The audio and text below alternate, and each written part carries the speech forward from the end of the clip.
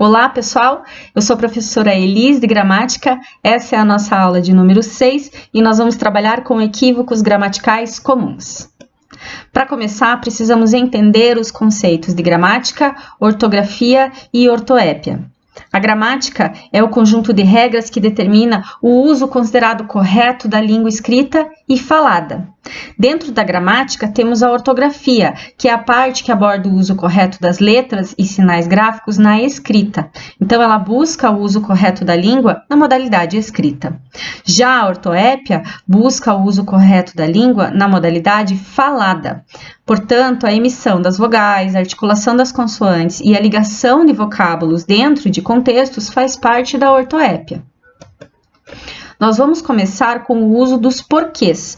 Quando utilizar porquê junto, porquê separado, com ou sem acento. Muito bem. O porquê junto e sem acento é uma conjunção. O que é uma conjunção? Conjunções são conectivos, elementos de ligação. São palavras que ligam orações ou termos semelhantes de uma oração.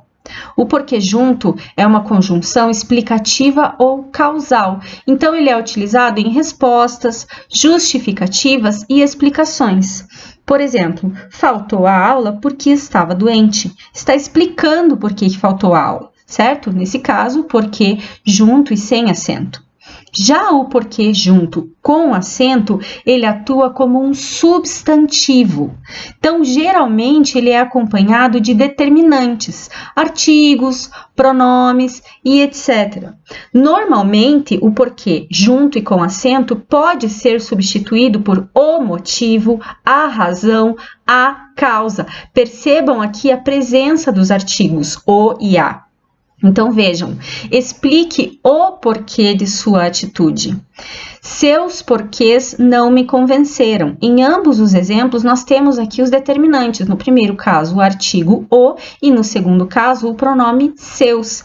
Então, se for possível substituir na frase o porquê por o motivo, a razão ou a causa, o porquê será junto e com acento.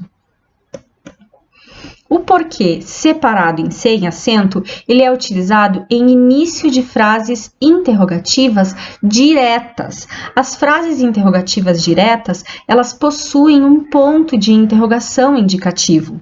Então, vejam, por que você faltou à aula?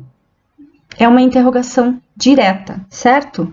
Veja um exemplo de uma interrogativa indireta. Não sei por que você fez isso. Ele está fazendo um questionamento, mas não veio acompanhado do ponto de interrogação. E em ambos os casos, são perguntas, são frases interrogativas. Então, nesse caso, o porquê é separado e sem acento. Também é utilizado o porquê separado e sem acento quando equivaler a pelo qual, pelos quais, pela qual ou pelas quais. Vejam, são muitos os lugares por que passamos. Eu poderia substituir aqui o porquê por pelos quais. São muitos os lugares pelos quais passamos. Essa é a razão por que eu vim aqui. Essa é a razão pela qual eu vim aqui. Sempre que pudermos substituir o porquê por pelos quais, pelas quais e assim por diante, então o porquê será separado e sem acento. Porquê separado e com acento. Esse tipo de porquê é utilizado em final de interrogativas. Você faltou à aula por quê? Certo? Quando estiver no final de interrogativas, o porquê deverá ser separado e com acento. Então, para memorizar, eu trouxe aqui um resuminho. Vejam, porquê separado, perguntas. Separado sem acento, perguntas diretas ou indiretas. Separado e com acento, final de perguntas. O porquê junto e sem acento é utilizado em respostas, explicações ou justificativas. O porquê junto e com acento somente será utilizado quando puder ser substituído por o motivo, a razão ou a causa, certo? Mal com L e mal com U. Mal com L é o antônimo de bem. Então, ele pode ser empregado como advérbio, substantivo ou conjunção. Vejam exemplos. O candidato foi mal recebido na cidade onde nasceu, aqui sendo empregado como advérbio. O mal nem sempre vence o bem, sendo empregado como substantivo. Mal você saiu, ele chegou, aqui como conjunção adverbial temporal. Dica: tente substituir por bem. Se a frase fizer sentido, então o mal é com L. Mal com U é o antônimo de bom. Ele sempre será o adjetivo na frase. Não era mau rapaz, apenas um pouco preguiçoso. Não estavam maus os trabalhos dos alunos. Teve má criação, mas tornou-se um excelente homem. Em todos esses casos, o mal aqui está sendo empregado como adjetivo. Dica: tente substituir pelo antônimo bom. Se a frase fizer sentido, então o mal é com U. Então, para memorizar, tentar sempre substituir pelo antônimo. Se o antônimo for bem, utilize mal. Se o antônimo for bom, utilize mal com U. Acordei bem. Nós não dizemos acordei bom, sempre utilizamos acordei bem, portanto, mal com L. Fiz um bom negócio. Nós nunca dizemos fiz um bem negócio, e sim fiz um bom negócio, né? Portanto, mal com U. Mas ou mas, erro muito comum, né? Mas sem i é uma conjunção adversativa. Isso quer dizer que ele tem a ideia de oposição, de contraste. Então, ele pode ser substituído por porém, contudo, todavia. Já o mais com i, ele é um advérbio de intensidade. Ele pode também denotar adição. É o antônimo de menos. Então, tente substituir por menos. Se fizer sentido, então é mais com i. Vejam, queria comer mais, queria comer uma maior quantidade, mas já estou satisfeito. Porém, já estou satisfeito. Se na substituição fizer sentido com porém, contudo, todavia, então o mas é sem i, ok? Haver com H ou haver separado e sem H. Haver com H e tudo junto é um verbo, é sinônimo de existir. Deve haver algo que possamos fazer. Já não tenho nada a ver com ele. Tudo aqui sendo empregado com um sinônimo de existir. Já haver separado sem H é sinônimo de ter ligação, equivale a ter ligação. Não tenho nada a ver com isso, não tenho ligação nenhuma com isso. Então, a dica aqui é tentar substituir pelo verbo existir. Se fizer sentido, então o haver é junto e com H, certo? Traz com Z e sem acento, traz com acento e S ou atrás. Traz com Z tem origem do verbo trazer. Sempre que ela viaja, me traz uma lembrança. Tentem substituir o tempo verbal. Se fizer sentido com o verbo trazer, então é traz com Z. Já o traz com S e o acento e atrás são advérbios que apontam posição. Corra atrás dos seus sonhos. Há algo muito errado por trás disso. Aqui sempre relacionado, então, à posição, tá? E não ao verbo trazer, beleza? Haja com H e haja sem H. O haja com H, ele é originário do verbo haver.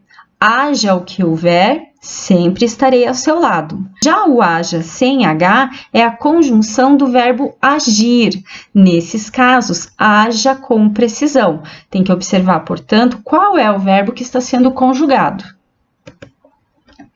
Onde e aonde. Onde indica posição. Relacionem onde a algo fixo. Onde não se movimenta. Onde você mora? Uma casa não se movimenta, certo? Portanto, o correto é utilizar onde. Já o aonde indica movimento. Quem vai, vai a algum lugar. Então, aonde você vai? Aí sim, nesses casos, nós utilizamos aonde, ok? De mais junto e de mais separado. De mais junto é um advérbio de intensidade, então ele tem o sentido de excessivamente, intensamente. Ele pode também significar além disso, de resto ou os demais, os restantes. A dica aqui é tentar substituir. Vejam, idolatrava o jogador, achava-o demais. Aqui ele está dando essa ideia de intensidade, certo? No segundo exemplo, comi demais, comi em excesso, comi excessivamente. Apenas 2 compareceram, os demais perderam a chance. Apenas 2 compareceram, os restantes perderam a chance. Substituir fez sentido? De mais junto e não separado, certo? De mais separado dá a ideia de quantidade, oposto a de menos. Por exemplo, problemas de mais, dinheiro de menos. A dica aqui é tentar substituir a frase colocando de menos no local do de mais. Se fizer sentido, então de mais é separado. A princípio ou em princípio. A princípio relaciona-se ao começo. Em princípio, relaciona-se a teoricamente. Então, vejam, a princípio sua sugestão pareceu-me boa, mas depois percebi que não era aquilo que precisávamos. Em princípio, a sua sugestão é muito boa. Vamos vê-la na prática. Tente substituir, portanto, por teoricamente. Se a frase fizer sentido, então o certo é utilizar em princípio. Através de ou por meio de. Através de dá a ideia de atravessar. Viu o movimento da rua através da janela do apartamento. Já por meio de dá a ideia de instrumento. Conheci esse restaurante por meio de amigos. Foi por intermédio dos amigos que eu conheci esse restaurante, tá? Os amigos foram um instrumento para que eu conhecesse esse restaurante. Eu e mim. Aqui nós precisamos lembrar os conceitos de pronome pessoal do caso reto e pronome pessoal do caso oblíquo. No caso do eu, ele é um pronome pessoal do caso reto, então ele sempre atuará como sujeito da oração. Aquele trabalho é para eu fazer. Quem vai fazer o trabalho? Eu sou o sujeito da oração. Eu devo desembrulhar o presente. Quem deve desembrulhar? Eu. Portanto, eu está agindo como sujeito em ambas as orações. Pronome pessoal do caso reto. Mim, por outro lado, é um pronome pessoal do caso oblíquo tônico, que atua como complemento e sempre será acompanhado de preposição. Preposição, por exemplo, para mim, de mim, por mim. Vejam os exemplos. Volte por mim, ela trouxe o presente para mim, ela deu a mim excelentes aulas sobre relatividade. Eu trouxe aqui, então, para memorizar, 2 exemplos de orações. Ela trouxe o presente para eu desembrulhar. Nesse primeiro caso, nós temos 2 orações. Para cada oração, um verbo. Então, na primeira oração, ela trouxe o presente. Verbo trazer. Quem é o sujeito? Quem fez a ação? Ela, tá? Segunda oração, eu desembrulhar. Temos o verbo desembrulhar aqui. Quem vai desembrulhar? O sujeito eu. Portanto, aqui não se utiliza mim, e sim pronome pessoal do caso reto, eu. Ele atua como o sujeito da oração. Já no exemplo de baixo, ela trouxe o presente para mim. Quem é o verbo? Trouxe. Quem cometeu a ação de trazer? Ela.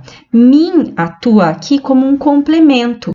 Então, esse é o modo adequado de utilizar eu e mim. Quando atuar como sujeito, eu. Quando atuar como complemento, mim. Verbos haver e fazer. Ambos, quando indicarem passagem do tempo, não recebem plural. Trouxe aqui exemplos. Não vi a minha mãe haviam anos. Fazem anos que não vejo minha mãe. Errado, não se pluraliza os verbos haver e fazer quando estiverem indicando passagem de tempo.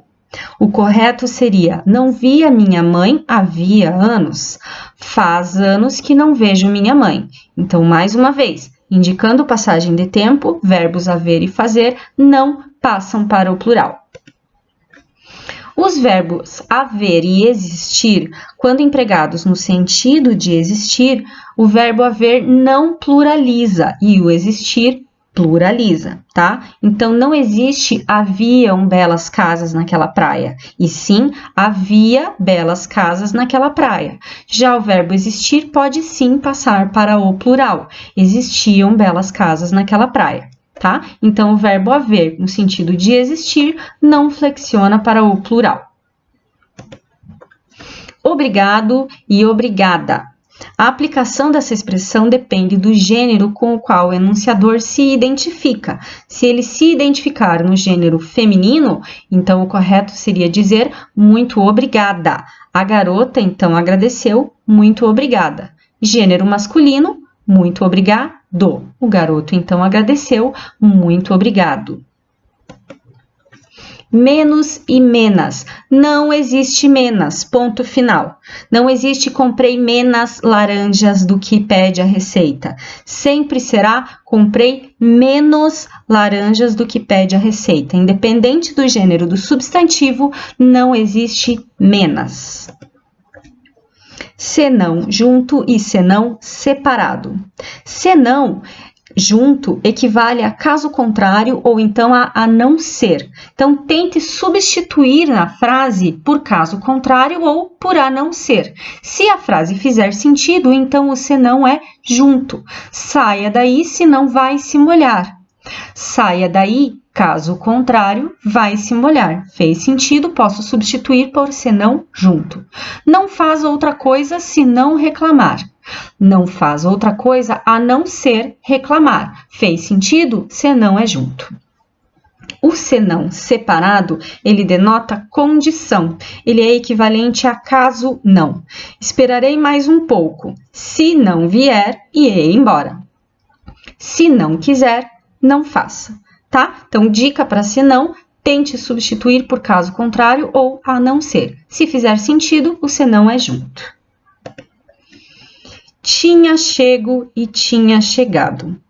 Para compreender a forma correta do uso aqui, nós precisamos recorrer a alguns conceitos lá do fundamental, tá? Do ensino fundamental.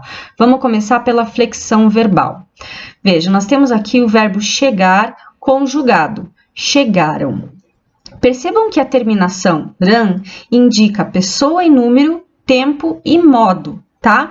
Quem cometeu a ação, quantas pessoas cometeram essa ação, quando e de que modo. Vejam, a terminação ran indica que a ação foi realizada pela terceira pessoa do plural. Eles.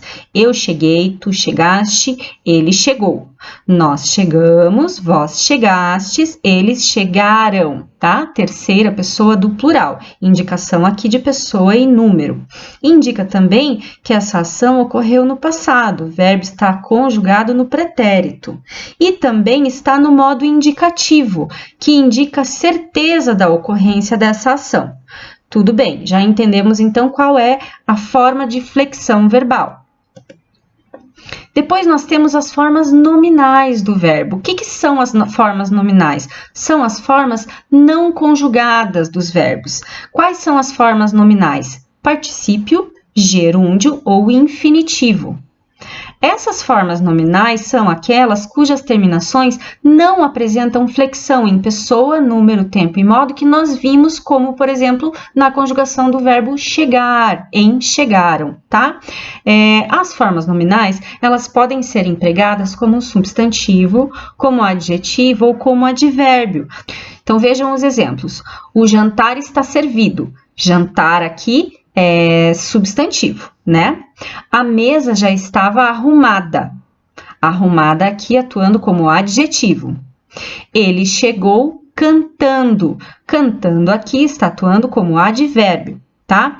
As formas nominais terminadas em ado e ido correspondem ao particípio, a forma nominal particípio. E o que é o particípio?